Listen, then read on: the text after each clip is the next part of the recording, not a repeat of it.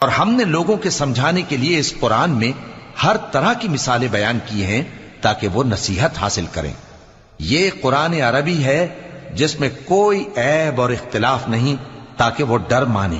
اللہ ایک مثال بیان کرتا ہے کہ ایک شخص ہے جس میں کئی آدمی شریک ہیں مختلف مزاج کے، اور ایک آدمی پورے کا پورا ایک شخص کا غلام ہے۔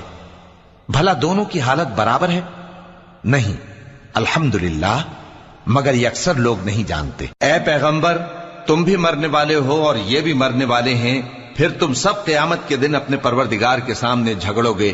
پھر اس سے بڑھ کر ظالم کون جو اللہ پر جھوٹ بولے اور سچی بات جب اس کے پاس پہنچ جائے تو اسے جھٹلائے۔ کیا جہنم میں کافروں کا ٹھکانہ نہیں ہے؟ اور جو شخص سچی بات لے کر آیا اور جس نے اس کی تصدیق کی، وہی لوگ متقی ہیں۔ وہ جو چاہیں گے ان کے لیے ان کے پروردگار کے پاس موجود ہے۔ نیک